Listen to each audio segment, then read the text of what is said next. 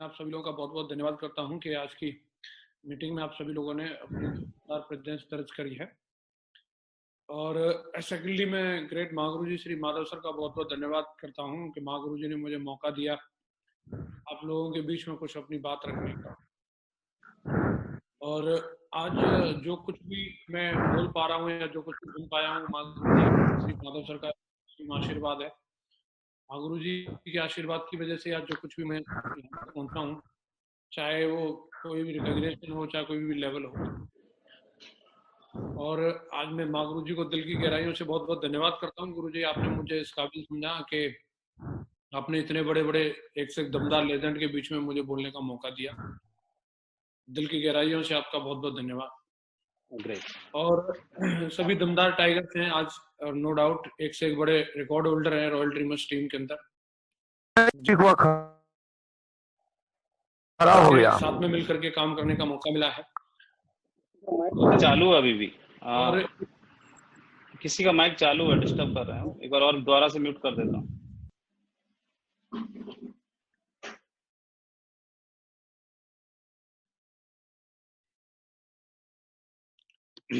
हाँ प्लीज। तो मुझे मौका मिला है आज आप लोगों से कुछ बातचीत करने का, ये मेरे लिए मेरी खुशनसीबी है। और आज का हम लोगों ने एक सीरीज शुरुआत करी है, जैसा सभी लीडर्स को मालूम होगा इसके बारे में, कि हम अलग अलग दिन अलग अलग लीडर्स एक एक टॉपिक के ऊपर बातचीत करने वाले हैं। और उसके लिए एक छोटा सा प्रेजेंटेशन तैयार किया है। जिस टॉपिक के बारे में महागुरु जी ने हम लोगों को आदेश दिया, उसके हिसाब से हम लोगों ने थोड़ी सी तैयारी की है। जो कुछ भी बातें मैंने महागुरु जी लोगों के सानिध्य में रह करके सीखी हैं इस बिजनेस में आकर के, वो बातें मैं आप लोगों के साथ में शेयर करना चाहूंगा। और जो मुझे जो टॉपिक आज बातचीत करने के लिए मिला है वो है जिम्मेदारी, पावर ऑफ रिस्पॉन्सिबिलिटी, जिसके बारे में मैं आप सभी लोगों से आज मैं बातचीत करना चाहूंगा। जिम्मेदारी एक अपने आप में एक बहुत जबरदस्त चीज है। और मैंने जिम्मेदारी के बारे में जो कुछ भी सीखा है, मैंने अपने ग्रेट महागुरु जी लोगों से सीखा है। महागुरु जी नरसिंह ग्रेवाल सर, महागुरु जी श्री माधव सर, महागुरु जी श्री विजय, लगातार महागुरु जी लोगों ने जो चीजें मुझे इस बिजनेस में रह करके डायरेक्टली इनडायरेक्टली मंच के माध्यम से मेरे साथ रह करके, और मुझे किस्से कहानियों के माध्यम से, ट्रेनिंग के माध्यम से जो भी चीजें सिखाई हैं, मैं वो बातें आप लोगों के बीच में डिस्कस करना चाहूंगा। और एक छोटा सा प्रेजेंटेशन है कि जिम्मेदारी का हमारे लिए क्या महत्व होता है, और इस बिजनेस में हम लोग जिम्मेदारी लेकर के अपने बिजनेस को और अपनी जिंदगी में कैसे चार चांद लगा सकते हैं। जिम्मेदारी कितनी जरूरी चीज है हमारे लिए, मैं उसके बारे में बात करूंगा। सबसे पहली चीज, जिम्मेदारी हम लोगों को क्यों लेनी चाहिए। जिम्मेदारी एक लेने की एक वजह ये भी है कि जब इस बिजनेस में हम लोगों को कोई कामयाबी या कोई एक लेवल मिल जाता है, जैसा कि मैं यहाँ देख पा रहा हूँ सभी ज्यादातर रूबी और डायमंड्स और उसके अबव के लेवल के लोग हैं, तो मुझे ऐसा महागुरु जी लोगों ने बताया कि जब आपको इस बिजनेस में कोई भी लेवल से नवाजा जाता है तो आपके ऊपर एक कर्ज चढ़ जाता है। और वो कर्ज तभी उतारा जा सकता है जब आप अपने जैसे अपने नेटवर्क में और भी लोगों को बना देते हो, तो ही आप उस कर्ज को उतार सकते हो। जब मैं महागुरु जी लोगों के आशीर्वाद से इस बिजनेस के अंदर डायमंड बना, डायमंड बनने के बाद में मुझे दूसरे दिन ये बात बताई महागुरु जी ने कि भाई आज सिस्टम ने आपको डायमंड शिप से नवाज दिया है, अब आपकी जिम्मेदारी है, अगर आप इस कर्ज को उतारना चाहते हो तो आप अपनी टीम में और सैकड़ों लोगों को डायमंड बना करके इस कर्ज को उतार सकते हो। तो जिम्मेदारी का मतलब है जो हम लोगों को जो लेवल मिला है, हम उस लेवल पर दूसरे लोगों को लेकर के आए, ये हमारी जिम्मेदारी बनती है। और उसके लिए अलग अलग रोल है जो हमें अलग अलग लेवल पर रह करके हमें प्ले करने की जरूरत पड़ती है। जिस लेवल पर रह करके जो रोल हम लोगों को दिया जाता है, अगर हम उस रोल को परफेक्टली निभाते हैं तो फिर हमारे लिए कोई भी लेवल बड़ा नहीं रह जाएगा। हम जो भी लेवल सिस्टम के अंदर, कंपनी के अंदर बना है, उस हर एक लेवल को हम इस बिजनेस के अंदर प्राप्त कर सकते हैं। जिम्मेदारी की उपलब्धियां क्या है, अगर कोई व्यक्ति जिम्मेदारी लेता है तो उस व्यक्ति को क्या ऐसी चीजें हैं जो उसको एक एज एन अचीवमेंट मिलती हैं। वैसे तो इसकी लिस्ट बहुत लंबी बनाई जा सकती है, लेकिन मैं अगर यहाँ कहूँ जो व्यक्ति जिम्मेदारी लेता है उसका सबसे पहला अचीवमेंट तो ये होता है, हर व्यक्ति की जुबान पे उसका नाम रहता है। जिसने भी जिस चीज के लिए भी जिम्मेदारी ली होगी उसके बारे में ही लोग बात करेंगे कि सब ये वाला काम किस व्यक्ति के द्वारा हो रहा है या किस व्यक्ति के द्वारा किया गया है।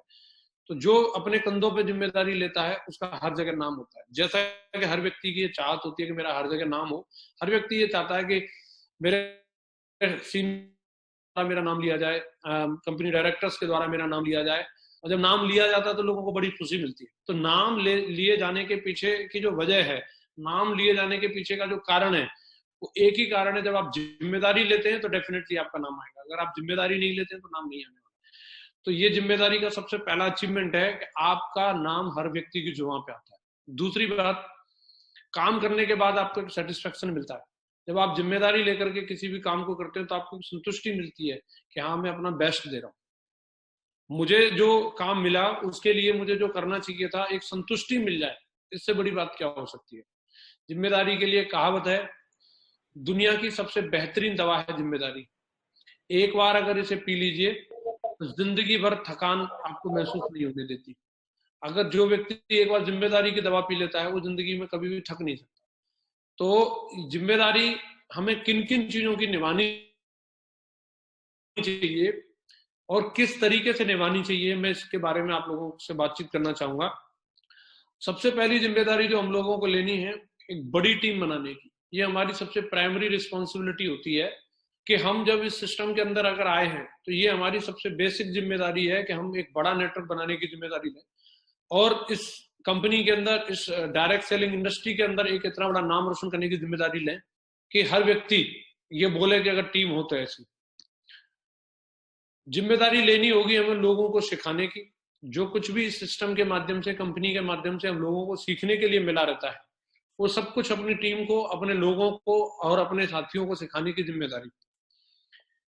जिम्मेदारी लेनी होगी हमें लोगों की समस्या सुलझाने की। ये सबसे महत्वपूर्ण जिम्मेदारी है। टीम हमारी तभी स्मूथली काम कर सकती है जब हम लोगों की समस्याओं को सुलझाने का काम करेंगे। लोगों में बहुत बड़ा पोटेंशियल होता है, लेकिन छोटी छोटी सी समस्या आकर के खड़ी हो जाती हैं, और एक छोटी समस्या किसी भी व्यक्ति के लिए बहुत बड़ी समस्या बन सकती है।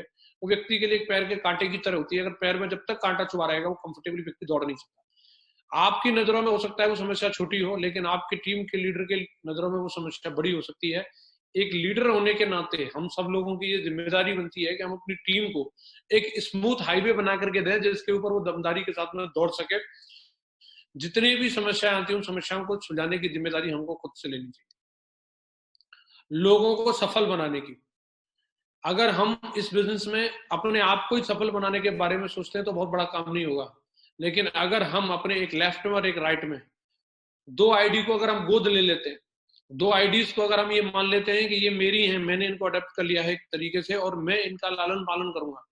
अगर ये जो मेरी एक लेफ्ट वाली आईडी और एक मेरी राइट वाली आईडी, अगर इन दोनों आईडियों पर मुझे डायमंड शो करवाना है, इन दोनों आईडियों पर मुझे कैपिंग लानी है, अगर इन दोनों आईडियों पर कैपिंग नहीं आई तो मेरी इज्जत का सवाल है। जब व्यक्ति दूसरे की सफलता की जिम्मेदारी ले लेता है तो खुद को वो परम सफलता के लिए डेफिनेटली वो पेटेंट कर लेता है। लेकिन ज्यादातर लोग अपनी सफलता के बारे में सोचते हैं, लेकिन हमारे बिजनेस में अगर आप दूसरे लोगों को सफल बनाने के बारे में अगर सोचते हैं और उनको सफल बनाने की जिम्मेदारी ले लेते हैं, कई बार लोग बोलते हैं कि ये कमिटमेंट नहीं दिखा रहा, ये ऐसा नहीं कर रहा। हमें स्वयं की कमियों के बारे में पता नहीं रहता। जब हम लोग इस बिजनेस में आए थे हमें खुद मालूम नहीं है हमारे अंदर कितनी सारी कमियां थी, लेकिन हमारे सीनियर्स ने, हमारे अपलाइनों ने हमें सफल बनाने की जिम्मेदारी ली। आज अगर इस बिजनेस में मैं जो कुछ भी हूं तो उसका वजह है कि मेरे ग्रेट मेंटर्स ने, महागुरु जी लोगों ने ये कमिटमेंट ले लिया, उन्होंने इस बात की जिम्मेदारी ले ली कि भाई हमें जसवीर को डायमंड बनाना है, और उन्होंने जिम्मेदारी ली तो उन्होंने मुझे डायमंड बना दिया। अब उन्होंने मेरी कमजोरियों की तरफ नहीं देखा। तमाम ढेर सारी कमियां व्यक्ति के अंदर भरी रहती हैं। महागुरु जी हमेशा बोलते हैं धोबी के पास गंदे कपड़े ही आते हैं। कोई भी व्यक्ति प्रेस किए हुए और साफ सुथरे कपड़े लेकर के धोबी के पास नहीं आता। तो ये हमारी जिम्मेदारी बनती है कि जैसा भी है, कुरकुरे का ऐड हमें याद रखना है, टेढ़ा है पर मेरा है, जैसा भी है, जिस हाल में भी है, मैं इसको सिखाऊंगा, मैं इसको समझाऊंगा, इसकी जिम्मेदारी मेरी है और मैं हर हाल में इस व्यक्ति को सफल बना करके दिखाऊंगा। अगर हम इस तरीके की जिम्मेदारी निभाते हैं तो डेफिनेटली एक टीम वर्क की भावना आती है। जिम्मेदारी में और अधिकार में एक थोड़ा सा हमें कंपैरिजन समझना है कि जब हम लोगों को जिम्मेदारी मिलती है तो कई बार हम उसको अधिकार समझ बैठते हैं, लेकिन जिम्मेदारी में और अधिकार में, दोनों चीजों में एक अंतर है। मैंने यहाँ एक डायग्राम बनाया है, उससे आपको समझ में आएगा। अधिकार में आदेश का भाव होता है।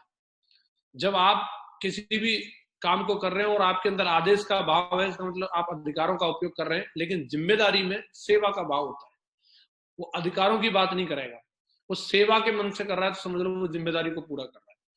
और आदेश दे रहा है समझ लो वो अपने अधिकार की बात कर रहा है। अधिकार में तानाशाही झलकती है और जिम्मेदारी में टीम भावना दिखती है। अधिकार के भाव में क्या क्या कर सकता हूं का भाव आता है। अब मैं डायमंड बन गया, अब मैं क्या क्या कर सकता हूँ, अब मेरे को फॉर्म कितने का मिलेगा, क्या मैं टूल्स मंगा सकता हूँ सर, अब ये वाला फंक्शन मैं करवा सकता हूँ, उसमें क्या क्या कर सकता हूँ, अपनी ऑथोरिटीज के बारे में व्यक्ति बात करता है। लेकिन जिम्मेदारी में व्यक्ति बोलता है मुझे क्या क्या करना चाहिए। अगर ये लेवल है तो इस लेवल पर रह करके सर मुझे क्या क्या करना चाहिए, मेरी क्या क्या जिम्मेदारियां हैं, उन चीजों के बारे में सोचता है और लोगों के सेवा के भाव से काम करता है। अधिकार का प्रयोग करना स्वैच्छिक है। अगर आपको कुछ अधिकार मिले हैं, आप उनका प्रयोग करना चाहते हैं नहीं चाहते, ये स्वैच्छिक होता है। लेकिन जिम्मेदारी को निभाना ये स्वैच्छिक नहीं है। जिस चीज की जिम्मेदारी मिलती है वो आपकी इच्छा नहीं चलने वाली। अगर आपके पास एक ही ऑप्शन है, अगर आपको जिम्मेदारी मिली है तो आपको उसको पूरा करना ही करना है। ये अधिकार और जिम्मेदारी में एक अंतर होता है। एक जिम्मेदार व्यक्ति को संसार की सारी शक्तियां आशीर्वाद देती हैं। जब आप किसी भी चीज के लिए, कई बार हमें लगता है हमारा कद छोटा है, मुझे नहीं मालूम मैं ये कैसे करूंगा, कैसे होगा, लेकिन आप सोच के देखिए कभी ना कभी हमारे ग्रेट मेंटर्स ने, आज हम लोग जितने बड़े बड़े शो देखते हैं, लेकिन कभी ना कभी उसको पहली बार भी किया होगा, कभी ना कभी पहली बार जैसा ट्रेनिंग करी होगी। महागुरु जी लोगों ने अपने लेवल पे बिना अपने अपलाइन के, तो उस समय एक अपने अंदर एक डर रहता है, पता नहीं ये कैसे होगा। मैं उसके लिए, मेरे को जो महसूस होता है कि जो जिम्मेदार व्यक्ति होता है, संसार की सारी शक्तियां उसको आशीर्वाद देती है, उसके अंदर से अपने आप वो कॉन्फिडेंस आता है और वो अपने आप उस काम को सक्सेसफुल करता है। मैंने देखा महागुरु जी ने रॉयल सेलिब्रेशन कराया, एक भव्य प्रोग्राम करवाया, पहली बार ही था, ऐसा तो था नहीं कि पहले कोई ट्रेनिंग दी गई हो, साहब आपको ले जाकर के आपको इवेंट ऑर्गेनाइज करना सिखाएंगे, आपको अभी 2 महीने की ट्रेनिंग चलेगी। लेकिन उन्होंने जिम्मेदारी ली अपने कंधों पर, हम एक भव्य इवेंट करना चाहते हैं जो न इससे पहले हुआ न कभी आगे होगा। उसकी क्रिएशन करी और उसकी जिम्मेदारी ली, तो सारी शक्तियों ने आशीर्वाद दिया और अपने आप वो चीजें जुड़ने लग जाती है, अपने आप वो आइडिया आने लग जाते हैं, अपने आप वो लोग मिलने लग जाते हैं। जब आपने जिम्मेदारी ली है, उस जिम्मेदारी को पूरा कराने के लिए जो आपको सोर्स चाहिए वो अपने आप सोर्स आपके पास आता है। लेकिन आपको सबसे जरूरी चीज है, आपको अपने कंधों को उसके लिए तैयार करना होगा। हाँ, मैं जिम्मेदारी लेने के लिए तैयार हूं। एक गैर जिम्मेदार आदमी दुनिया को कोसता रहता है, मेरे तो माँ बाप में ही प्रॉब्लम है, मेरे तो अपलाइन में ही प्रॉब्लम है, मेरी तो टीम ही ठीक नहीं है। लेकिन जो व्यक्ति दुनिया को कोसता रहता है वो कभी भी जीवन में तरक्की नहीं कर सकता। अगर देखा जाए तो बहुत सारी चीजों को अगर हम लोग देखते हैं तो हमारे ग्रेट महागुरु जी लोगों के बारे में देखा जाए, महागुरु जी नरसिंह अग्रवाल सर गांव में पैदा हुए, माताजी पिताजी बिल्कुल किसान हैं, ज्यादा पढ़े लिखे भी नहीं है, और इसके बावजूद भी महागुरु जी ने जिम्मेदारी ली, भाई मुझे पढ़ना लिखना है, जहां तक पढ़ने लिखने का मौका मिला वहां तक पढ़ाई लिखाई करी, जिम्मेदारी ली। इसके आगे फौज में भर्ती हो गए, फिर वहां पे भी पढ़ाई लिखाई को जारी रखा, जिम्मेदारी ली कि मैं किसी भी माहौल में पढ़ा लिखा, लेकिन मैं जिम्मेदारी लेता हूँ अपने बच्चे को मैं लंदन भेजूंगा। और एक आदमी इसी बात को सोच सकता था, मेरे पास तो सोर्स ही नहीं है, मैं कैसे कर सकता हूं, मैं तो किसान परिवार में पैदा हुआ। महागुरु जी हमेशा बोलते थे, आदमी बोलता है, अब तक इस देश में सचिन तेंदुलकर नहीं था, लेकिन अब सचिन तेंदुलकर पैदा हो गया है और अब सचिन तेंदुलकर जिम्मेदारी लेता, रिकॉर्ड की झड़ी लगा देगा। अब तक इस देश के अंदर नरेंद्र मोदी नहीं था, लेकिन अब पैदा हो गया, अब मैं इस देश के अंदर रिकॉर्ड बनाने की झड़ी लगा दूंगा। ये भाव अगर हमारी टीम के लिए हो जाए, अब तक मैं नहीं था, अब तक चाहे इस टीम में कोई रिकॉर्ड बना हो या ना बना हो, अब तक इस टीम में टारगेट हुए हो या ना हुए हो, लेकिन आज मैं इस बात की शपथ लेता हूं, अब इस टीम में मैं आ गया हूं और अब मैं इस टीम में रिकॉर्ड की झड़ी लगा करके दिखाऊंगा, टारगेट की झड़ी लगा करके दिखाऊंगा। जिस व्यक्ति का भाव इस तरीके का होता है वो व्यक्ति डेफिनेटली रिकॉर्ड बनाता है, और जो दुनिया को कोसने का भाव रखता है वो व्यक्ति कभी भी जीवन में रिकॉर्ड नहीं बना पाता। जिम्मेदारी कभी भी बड़ी या छोटी नहीं होती। कई लोग ये भी सोचते हैं कि साहब मेरे को कोई बड़ी रिस्पॉन्सिबिलिटी मिलेगी, मेरे नाम पे होर्डिंग बोर्डिंग लगाए जाएंगे, मैं वही वाला काम करूंगा। मेरा ऐसा मानना है, आपको अगर छोटी जिम्मेदारी भी मिलती है, आपको वो भी पूरी निष्ठा से निभानी चाहिए। इसके लिए एक स्टोरी आप लोग ने पढ़ी होगी, एक जंगल के अंदर आग लग जाती है और सारे जीव जंतु वहां से भाग रहे होते हैं, हाथी भी भाग रहा है, शेर भी भाग रहा है, कुत्ते भी भाग रहे हैं, बिल्ली भी भाग रही है, लेकिन एक छोटी सी चिड़िया अपनी चोंच में पानी भर के लाती है तालाब से और ला करके उस आग में डालती है, फिर जाती है तालाब में, फिर वहां से पानी भर के लाती है और वहां डालती है। तो एक बंदर उधर बैठा हुआ था और बंदर उसको पूछता है कि तेरी चोंच के पानी से क्या आग बुझ जाएगी? तुझे क्या लगता है तेरी छोटी सी चोंच में इतना पानी आएगा जो तू इस आग को बुझा सकती है? तो उस चिड़िया ने बड़ा सुंदर सा जवाब दिया, सुनो बंदर मामा, मैं जानती हूँ मेरी चोंच के पानी से आग नहीं बुझने वाली, लेकिन एक बात याद रखना, जब इस जंगल का इतिहास कभी अगर लिखा जाएगा तो तुम्हारा नाम तमाशा देखने वालों में लिखा जाएगा, मेरा नाम जो लिखा जाएगा आग बुझाने वालों में लिखा जाएगा। मैटर ये नहीं करता कि हमें किस लेवल की जिम्मेदारी मिली है, मैटर ये करता है हम उसको निभाते किस तरीके से। मुझे आज एक वाकया याद आ रहा है। स्टार्टिंग में जब मैंने बिजनेस को शुरू किया था, हम लोगों ने सादाबाद में अपना नया ओपन किया था। मैं आज आपको बताना चाहता हूं कि हमेशा व्यक्ति को डायरेक्ट बड़ी बड़ी जिम्मेदारियां नहीं मिलती, लेकिन जो जिम्मेदारी मिलती है अगर आप उसको अच्छी निष्ठा से अगर आप निभाते हो तो वो जिम्मेदारी डेफिनेटली आपके लिए एक सीढ़ी का काम करती है, जो आपको बड़ी जिम्मेदारी की तरफ लेकर के जाती है, बड़े नाम की तरफ लेकर के जाती है। मैं आपको बताना चाहता हूँ, तो वहां पे वॉलंटियर्स की जब मीटिंग हुई, मागुरु जी श्री विजयपाल सर और माधव सर ने मीटिंग ली, प्रकाश सेवा सदन के अंदर वो मीटिंग हो रही थी और उसमें अलग अलग लोगों को अलग अलग जिम्मेदारी दी जा रही थी। पहले ट्रेनिंग शुरू की थी, वहां पे प्लान बाद में शुरू किया था, पहले ट्रेनिंग शुरू की थी। तो कुछ ट्रेनर्स के नाम लिखे गए कि ये लोग ट्रेनिंग लिया करेंगे, ये लोग ये करेंगे, ये करेंगे। तो मैंने भी अपना वॉलंटियर में नाम लिखवाया था। मैं बिल्कुल नया था, मेरी 10-20-50 की टीम रही होगी, मैंने भी अपना नाम लिखवाया, मुझे भी कोई काम दिया जाए। तो महागुरु जी ने लास्ट में जब देखा कि सारी जिम्मेदारियां दे दी गई तो क्या बचा, तो मेरे को बोल दिया, भाई आपका सबसे इंपॉर्टेंट जिम्मेदारी है, आपको सबसे पहले वेन्यू में आना है और आकर के आपको ये देखना है कि कुर्सियां लगी हैं कि नहीं लगी, पानी लगा है कि नहीं लगा है, प्रोजेक्टर लगा है कि नहीं लगा है, आपकी ये जिम्मेदारी। मैंने बिल्कुल इसको बड़ी निष्ठा से स्वीकार किया और मुझे लगा ये तो बड़ी इंपॉर्टेंट जिम्मेदारी है, अगर मैं नहीं आऊंगा वेन्यू पर तो ट्रेनिंग ही नहीं होगी। और मैं इससे पहले कभी सोच सकता था कि मैं ट्रेनिंग में जाऊं या ना जाऊं, लेकिन उस जिम्मेदारी को मिलने के बाद मेरे दिमाग में ये चीज आ गई, अगर मैं नहीं गया तो ट्रेनिंग ही नहीं शुरू हो पाएगी। और मैं पूरी वहां पहुंचता था प्रकाश सेवा सदन के अंदर, वहां एक बुजुर्ग बाबा रहते थे और कोई नौकर भी रहता नहीं था। जैसे ही मैं उनको पूछता था कि कुर्सियां, तो वो बोलते थे लगा ले बेटा, तो मैं खुद ही कुर्सियां लगाता था, फिर खुद ही उनको पहुंचता था। फिर पानी की पूछता था, पानी बोले समर सेविल चला के भर ले, फिर प्रोजेक्टर लगाता था और मैं बैठ जाता था, बोले सारी कुर्सियां साफ करके, बोला हाँ ट्रेनिंग शुरू हो सकती है। तो इस भाव से मैं जब उस काम को लगातार करता रहता था, रेगुलर ट्रेनिंग में जाता रहता था। एक दिन ऐसा आया, मंगलवार के दिन हम लोग ट्रेनिंग करते थे, कि उस दिन न तो मागुरु जी विजयपाल सर वहां उपलब्ध थे, मागुरु जी माधव सर तो कभी कभी आते थे वहां पे, महीने में 1-2 बार ही मौका मिलता था हम लोगों को मागुरु जी की ट्रेनिंग का। सतीश सर कभी कभी ट्रेनिंग लेते थे, राजीव भारती जी कभी कभी ट्रेनिंग ले लेते थे, उनमें से कोई भी वहां पे मौजूद नहीं था। मैंने मागुरु जी विजयपाल सर को फोन किया, मैं गुरु जी आज तो यहाँ पे कोई ट्रेनिंग लेने के लिए नहीं। तो उन्होंने पूछा कि सतीश जी आए, मैंने कहा नहीं वो भी नहीं आए। बोले राजीव भारती जी आए, बोले वो भी नहीं आए। तो गुरु जी ने ऐसे ही बोल दिया, अरे टाइगर साहब इतने दिन से आप ट्रेनिंग अटेंड कर रहे हो, अब तो आप भी ट्रेनिंग देना सीख गए होंगे और आप भी ट्रेनिंग दे दो। तो अभी मेरे लिए तो ये एकदम से, मैंने कहा गुरु जी क्या मैं ट्रेनिंग दे सकता हूँ? बोले बिल्कुल आप बहुत बढ़िया ट्रेनिंग दे सकते हो। मुझे नहीं मालूम माँ गुरु जी को उस समय और कोई ऑप्शन ना हो या जो भी कारण रहा हो, लेकिन गुरु जी ने बोल दिया। अब मैंने अपनी टीम के एक चेले को भेजा, मैं जाकर के एंकरिंग कर आज मैं ट्रेनिंग दूंगा। और मुझे नहीं मालूम मैंने जो मेरे से बन पड़ा, आंख बंद करके मैंने पूरी दमदारी के साथ में ट्रेनिंग दी। मंच छोटा सा, 15-20 लोग थे, बात इस बात की नहीं है, लेकिन मेरा जोश पूरा था और मैंने उसको पूरा बेस्ट दे करके निभाया। और उस दिन का फीडबैक मागुरु जी के पास पहुंचा, बोला आज की ट्रेनिंग बहुत दमदार हुई। हरिंदर सर का मेरे पास फोन आया, बोले विजयपाल सर आपको बधाई दे रहे हैं। तो मैंने उस दिन से मेरे दिमाग में एक गलत फहमी चली कि यार मैं भी ट्रेनिंग दे सकता हूँ और उस दिन से मैं भी बोले मंच पर जा सकता हूँ। अगर मैं वहां पे रेगुलर आने की जिम्मेदारी नहीं लेता तो डायरेक्ट किसी भी व्यक्ति को एकदम से दिशा की कुर्सी पे बैठाया जाएगा, ऐसा नहीं होता। आपको पहले छोटे लेवल की जिम्मेदारी दी जाती है, अगर आप उस जिम्मेदारी को ठीक से निभाते हो तो इधर वो भी आता है कि आपको बुला करके बड़े लेवल की भी जिम्मेदारी दी जाती है।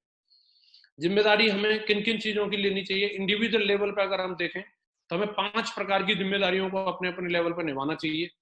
सबसे पहली जिम्मेदारी जो मेरा मानना है, हमें अपनी पुरानी गलतियों से सीखने की। ये कोई और नहीं लेगा, ये हमें ही लेनी पड़ेगी। हमारे बहुत सारी ऐसी गलतियां हम लोगों से हो जाती हैं, लेकिन गलतियां करना कोई अपराध नहीं है, लेकिन गलतियों से सीख ना लेना ये अपराध है। तो ये जिम्मेदारी हमारी है। मागुरु जी हमेशा बोलते हैं कि किसी व्यक्ति को अकल जो होती है वो काजू बादाम खाने से नहीं आती, वो गलतियां करके ठोकर लगने से ही अकल आती है। लेकिन ठोकर लगने के बाद भी व्यक्ति अगर सबक ना ले और बार बार उसमें पैर मारे पत्थर में, तो समझ लो वो मूर्ख है। तो ये बनती है कि हमने जो गलतियां करी हैं हम उन गलतियों से सबक लें। दूसरी जिम्मेदारी हमारी बनती है तो खुद में कोई अच्छी आदत डालने की। हमारे अंदर कोई हैबिट अगर डेवलप होगी, ये कोई मिरेकल या कोई जादू नहीं है, ये हमें खुद से जिम्मेदारी लेनी पड़ती है। अगर हमें अपना वजन कम करना है या हमें अपना वजन बढ़ाना है या हमें बुक पढ़ने की आदत बनानी है, किसी भी चीज की अपने अंदर कोई अगर हैबिट डेवलप करनी है तो ये जिम्मेदारी हमारी है। कई बार हम अपने मेंटर पे, अपने कोच पे, कभी दाएं बाएं लोगों पे, कोई लोगों पे हम डाल देते हैं कि वो मुझे मोटिवेट करेंगे। वो मोटिवेट कर सकते हैं, लेकिन फिर भी आपको जिम्मेदारी लेनी पड़ेगी अपने अंदर वो आदत डेवलप करने की। तीसरी बात, अपनी स्किल को बढ़ाने की जिम्मेदारी भी हमारी होगी कि आज मेरे अंदर क्या क्या खूबियां हैं और कल मेरे को क्या क्या खूबी होनी चाहिए। एक टाइम था कि मुझे लैपटॉप में चालू और बंद करना नहीं आता था। महागुरु जी ने मुझे दिल्ली से लैपटॉप दिलवा दिया और मैं जोधपुर जा रहा था। अब मेरे अंदर जोश तो इतना था कि मेरे महागुरु जी ने मेरे को बोला था कि आप इसे वहीं जोधपुर जाकर के चलाना, लेकिन मैं माना नहीं। मैंने ट्रेन में ही उसको चालू कर लिया और ट्रेन में चालू तो कर लिया, लेकिन मुझे बंद करना नहीं आ रहा। एक टाइम वो था कि मैं लैपटॉप में चालू बंद करना नहीं जानता था, लेकिन ये अपनी योग्यता को बढ़ाने की जिम्मेदारी मेरी थी कि अब मुझे अपनी टीम को ट्रेन करना है, तो स्लाइड कैसे बनानी है, कैसे इस लैपटॉप को ऑपरेट करना है। अब इसके लिए चाहे मुझे कोचिंग लेनी पड़े, चाहे अपने गुरुजी लोगों से पूछना पड़े, चाहे कोई भी तरीका आजमाना पड़े। मुझे हिंदी की टाइपिंग नहीं आती थी, महागुरु जी ने हिंदी की टाइपिंग सिखाई। जिस दिन से मुझे हिंदी की टाइपिंग आई, उस दिन से तो मेरे लिए समझ लो 4 चांद हो गए। मेरे लिए तो इतना आसान हो गया काम करना। मैं स्पेलिंग मिस्टेक होती थी, मैं अपनी बात सही कंफर्टेबली नहीं रख पाता था, लेकिन ये जिम्मेदारी हमारी है कि हम वो तरीके ढूंढे अपनी बात लोगों तक पहुंचाने की, अपनी स्किल को डेवलप करने की जिम्मेदारी हमारी है। अपने जीवन की जिम्मेदारी, अपनी जिंदगी को अपने कंधों से अपने आप से जीने की जिम्मेदारी और खुद को खुश रखने की जिम्मेदारी। अपनी खुशी का रिमोट कंट्रोल किसी दूसरे के हाथ में ना दे। अगर उसने दुखी का बटन दबा दिया तो हम दुखी हो गए, उसने खुश रहने का बटन दबा दिया तो हम खुश हो गए। वो रिमोट कंट्रोल हमारे खुद के हाथ में होना चाहिए और उसकी जिम्मेदारी हमें ही रख लेनी है। मुझे खुद को कैसे खुश रखना है, इसकी जिम्मेदारी हमारी होनी चाहिए। जिम्मेदारी के बारे में एक बात बोली जाती है, ट्रक के पीछे आप लोग सब लोगों ने लिखा देखा होगा, लटक मत पटक दूंगी। तो जो लोग इस बिजनेस में आधे अधूरे मन से काम करते हैं, तो समझ लो वो इस बात को समझ लें, या तो चढ़ जाओ या फिर उतर जाओ। या तो इस बिजनेस को करना है तो पूरी दमदारी के साथ करना है, या नहीं तो फिर घर बैठिए। लोगों के जीवन के साथ खिलवाड़ नहीं करनी चाहिए। इस बिजनेस में मैंने जो सीखा है, या तो करिए पूरे मन से करिए, नहीं तो फिर अपने घर बैठिए। ये एक मैसेज हमेशा से महागुरु जी लोग देते थे। एक और ट्रक के पीछे मैंने लिखा देगा, ये भी मेरे को बड़ा अच्छा लगा, जिम्मेदारी के लिए मैंने नोट किया। दम है तो क्रॉस, नहीं तो बर्दाश्त कर। दम है तो क्रॉस कर, नहीं तो बर्दाश्त कर। कई लोग जो है कंप्लेंट करते रहते, मेरा अपलाइन ठीक नहीं है, मेरा ये बंदा ठीक नहीं है। तो आप जिम्मेदारी क्यों नहीं लेते? आप याद रखिए, शोषण जो होता है वो एक कहेंगे आलसी आदमी का शोषण होता है, जोशीले आदमी का कभी शोषण नहीं हो सकता। कई लोग अपना शोषण होने की शिकायत करते हैं, और मुझे जो लगता है कि अगर तेरे अंदर जोश है तो तेरा शोषण कौन कर सकता है? व्यक्ति जब खुद से जिम्मेदारी नहीं लेना चाहता और दूसरों को वो शिकायत करता रहता है, मुझे ऐसा लगता है या तो आप जिम्मेदारी लेकर के आगे बढ़ो, नहीं तो लोगों को फिर बर्दाश्त करो। जैसा सामने वाला कर रहा है फिर आपको उसके हिसाब से चलना चाहिए। किसी कार्य के लिए अपना बेस्ट दीजिए जो आपको जिम्मेदारी मिली है, आपको जैसा आता है। किसी भी चीज के लिए कोई ऐसा कोई मानक नहीं बनना, आप अपना बेस्ट दीजिए और उसके बाद आप चैन की सांस से आप बढ़िया चैन की नींद सो सकते हैं। लेकिन जब तक आप जिम्मेदारी मिली और अपना बेस्ट नहीं देते, तो कहीं ना कहीं अपने मन के अंदर डाउट रहता है कि मैं इसको और अच्छे तरीके से कर सकता था। सिस्टम में हमारे को क्या क्या जिम्मेदारियां मिलती हैं, इसके बारे में महागुरु जी ने हम लोगों को बहुत बढ़िया तरीके से लेवल वाइज बताया है।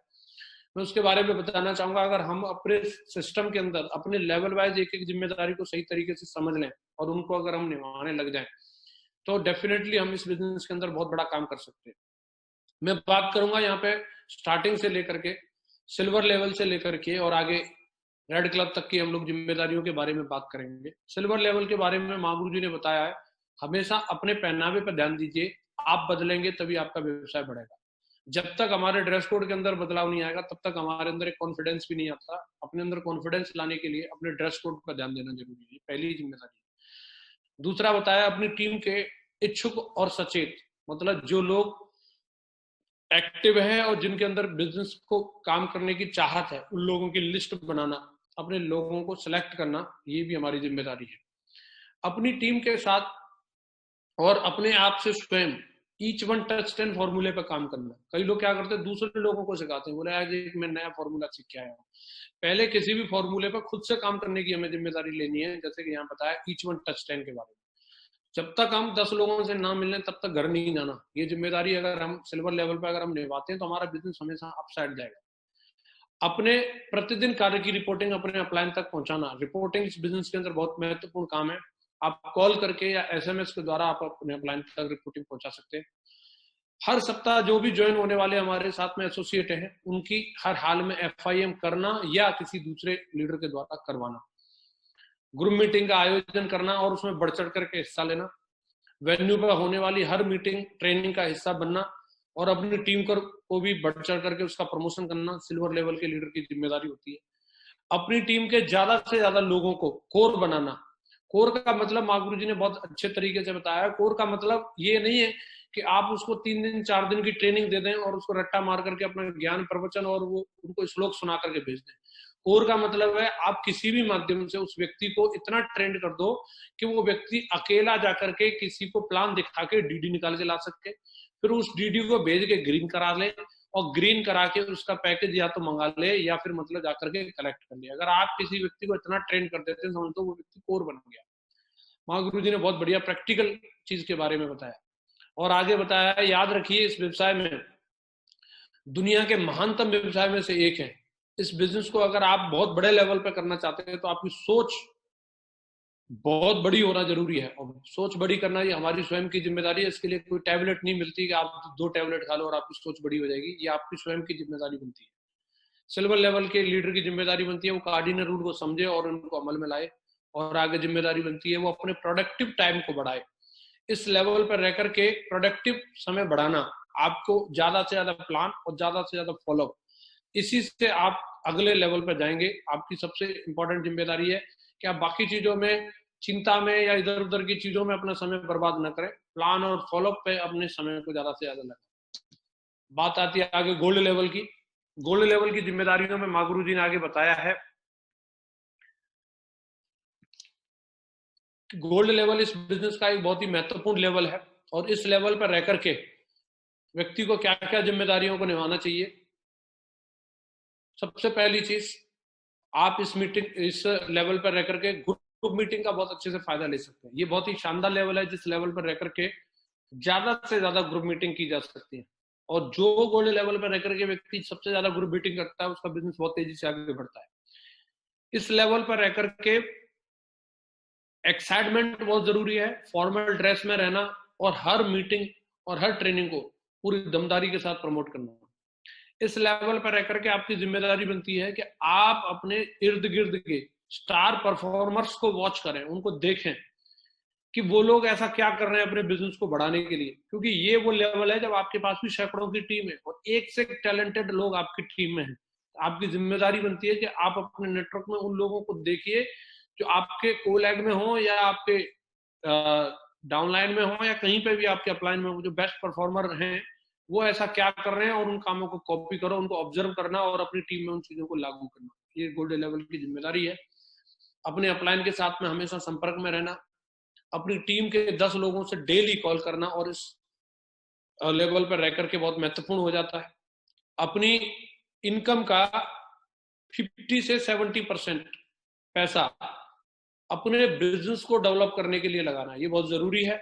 जैसे हम क्या क्या कर सकते हैं, लैपटॉप लेना, प्रोजेक्टर लेना, टूल्स मंगाना, फंक्शंस के लिए टिकट खरीदना एडवांस में, किसी मीटिंग को आयोजित करना, पास प्रमोशन करना, इनमें आप ट्रेवलिंग करना, इनमें भी आप अपना 50 से 60% पैसा आपको अर्निंग हो रही है वो आप इसमें इन्वेस्ट कर सकते हैं।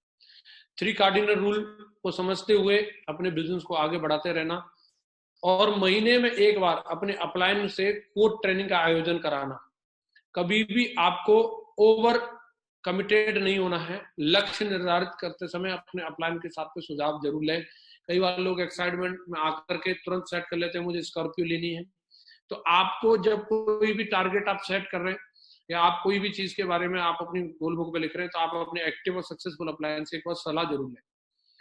अगला लेवल आता है ब्लू क्लब। ब्लू क्लब में हमारे पर्ल और टोपाज आते हैं और पर्ल और टोपाज के लिए जो जिम्मेदारी है, इस क्लब में पहुंचने के बाद आपकी दोनों लेग में एक एक वेन्यू, कम से कम एक एक वेन्यू की शुरुआत होनी चाहिए जहां प्रोजेक्टर लग के वेन्यू चल रहा हो। आपकी टीम में कम से कम प्रति सप्ताह आपका टारगेट होना चाहिए कि ज्यादा से ज्यादा वेन्यू रन करें और आप टारगेट लीजिए। जैसे आपने पहले लैपटॉप लेने का टारगेट लिया था, अगर पर लेवल पे रह करके अगर आप 2 वेन्यू चला रहे हैं तो 5 लेवल पे 1500-2000 की जब आपकी टीम हो जाती है तो कम से कम 10-10 प्रोजेक्टर आपकी टीम में होने चाहिए। अगर आप ये टारगेट पूरा करते हैं तो आपका बिजनेस और तेजी से आगे बढ़ेगा। वेन्यू जहां ऑपरेट हो रहा है वहां माहौल बहुत दमदार होना चाहिए। अगर माहौल खुशनुमा होगा तो आपके बिजनेस में 4 चांद लग जाएंगे। अब आप अपनी डायमंड अपलाइन से समझ करके सेल्फ टॉक तैयार करें। अपनी माइंड प्रोग्रामिंग करनी चाहिए।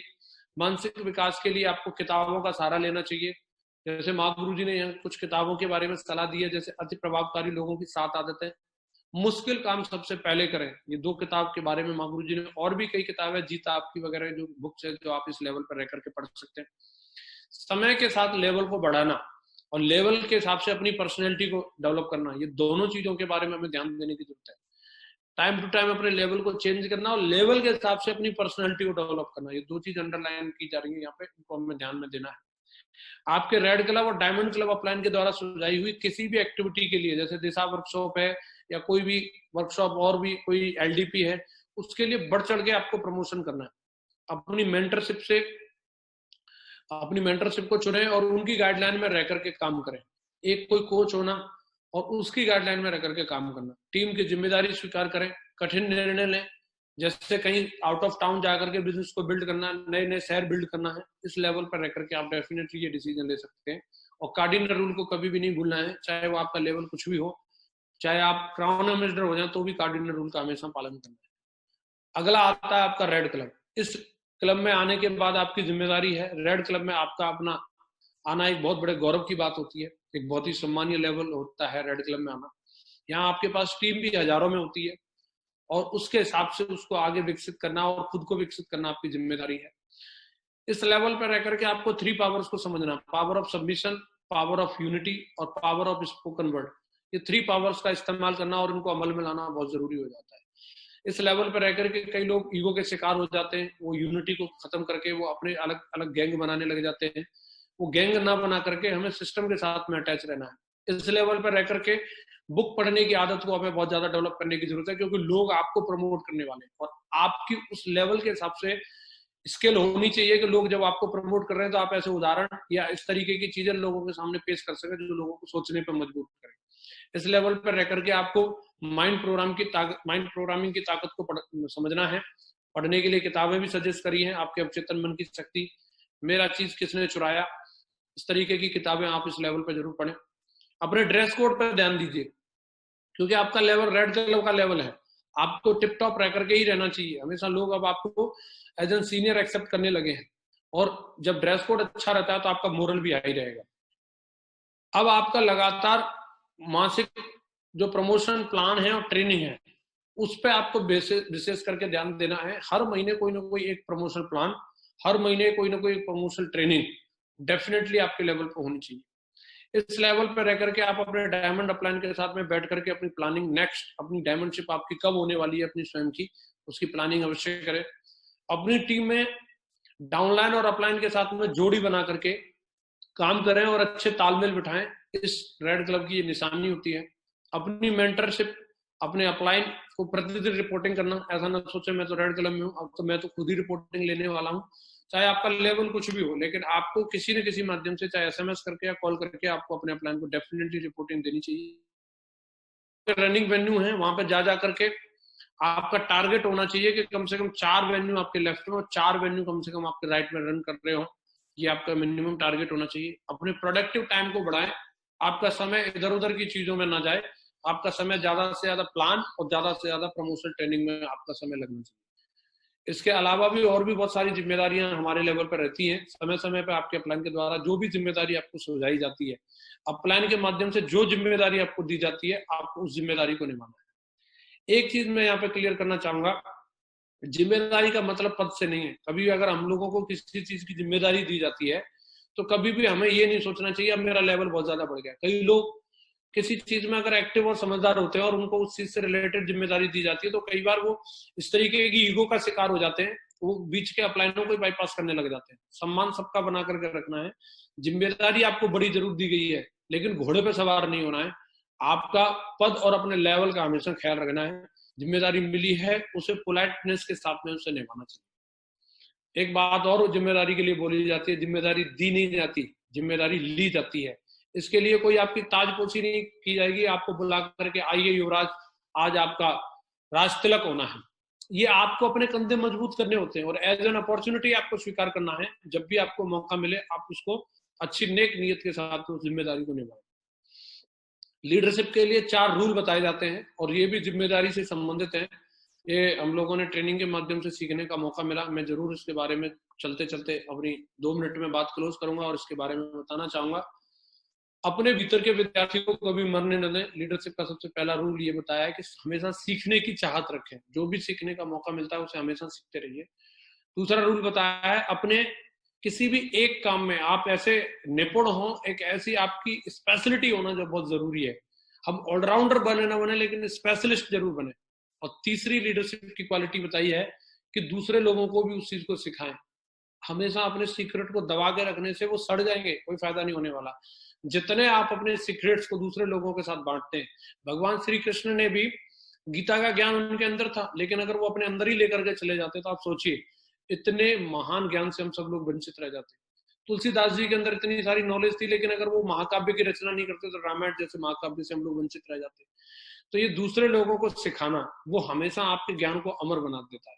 और चौथी और सबसे महत्वपूर्ण क्वालिटी है, खासतौर से जो डायमंड लेवल पे लोग हैं, कि आपको रिटायर हो जाना। कुछ चीजों की जिम्मेदारी आपको छोड़नी भी पड़ती है। कई लोग जब एक किसी भी चीज की जिम्मेदारी ले लेते हैं तो उसके साथ ऐसे चिपक के बैठ जाते हैं कि बोला अब ये तो मेरा 3 जन्म के लिए नाता हो गया। आपको भी किसी ने ये जिम्मेदारी दी थी और आपको अगली जिम्मेदारी की तरफ जाना चाहिए। कभी भी ये रिटायरमेंट की जो बात बोली जा रही है, इसका मतलब ये नहीं है कि आपको मतलब जो है घर बैठ जाना। रिटायरमेंट का मतलब है कुछ चीजों से आपको छुटकारा लेकर के उसके अगले लेवल की जिम्मेदारी की तरफ जाना चाहिए। जीवन में त्याग करना बहुत जरूरी है। त्याग के बारे में एक बात बोली जाती है कि अगर आप सांस भी लेना चाहते हैं तो याद रखिए, पहले सांस लेने के लिए भी पहली सांस छोड़नी पड़ती है, तभी आप सांस अंदर ले सकते हैं। तो जीवन में बिना त्याग के कुछ मिलता नहीं है। तो जो जिम्मेदारियां अगर हम दूसरे लोगों को ट्रांसफर नहीं करेंगे, दूसरे लोगों को अगर हम मौका नहीं देंगे, तो फिर ये सिस्टम आगे उस तरीके से बढ़ नहीं पाएगा। अगर माँ गुरु जी लोगों ने हम लोगों को जिम्मेदारी दी नहीं होती और हमने आगे जिम्मेदारी नहीं दी होती तो शायद इतना बड़ा काम नहीं हो पाता। आज अगर मेरी टीम इतनी बड़ी बनी है तो मैं अकेला ही सब काम नहीं करता, मैंने दूसरे लोगों को भी जिम्मेदारियां दी हैं और वो लोगों पर भरोसा किया है। कई बार हम लोगों को लगता है मैं ही सुपरमैन हूँ, सारे काम मैं ही कर सकता हूँ, लेकिन ऐसा नहीं है। हमसे बढ़िया काम करने वाले भी और भी लोग हैं, लेकिन एक बार दूसरे लोगों को जिम्मेदारी दे के तो देखो। आप लोगों से आज मुझे बातचीत करने का मौका मिला, माँ गुरु जी ने मुझे ये शुभ अवसर दिया। जो कुछ भी मैं इस बिजनेस के माध्यम से टूटी फूटी बातें आप लोगों से कर सकता था, मैंने करने की कोशिश करी है। अगर इसमें मेरे से कोई गलती रही हो तो मैं उसके लिए क्षमा प्रार्थी हूँ। और मैं उम्मीद करता हूँ अगर ये जो चीजें मैंने आज आप लोगों से डिस्कस करी हैं आपके बिजनेस को बढ़ाने के लिए आपके काम आएंगी। और आपको अगर अच्छी, आप सभी लोगों का बहुत बहुत धन्यवाद करता हूँ कि आज की मीटिंग में आप सभी लोगों ने अपनी प्रेजेंस दर्ज करी है। और सेकेंडली मैं ग्रेट माँ गुरु जी श्री माधव सर का बहुत बहुत धन्यवाद करता हूँ कि माँ गुरु जी ने मुझे मौका दिया आप लोगों के बीच में कुछ अपनी बात रखने का। और आज जो कुछ भी मैं बोल पा रहा हूँ या जो कुछ सुन पाया हूँ, माँ गुरु जी श्री माधव सर का आशीर्वाद है। माँ गुरु जी के आशीर्वाद की वजह से आज जो कुछ भी मैं पहुंचा हूँ, चाहे वो कोई भी रिकॉग्निशन हो, चाहे कोई भी लेवल हो। और आज मैं माँ गुरु जी को दिल की गहराइयों से बहुत बहुत धन्यवाद करता हूँ। गुरु जी आपने मुझे इस काबिल समझा कि आपने इतने बड़े बड़े एक से एक दमदार लेजेंड के बीच में मुझे बोलने का मौका दिया। दिल की गहराइयों से आपका बहुत बहुत धन्यवाद। ग्रेट। और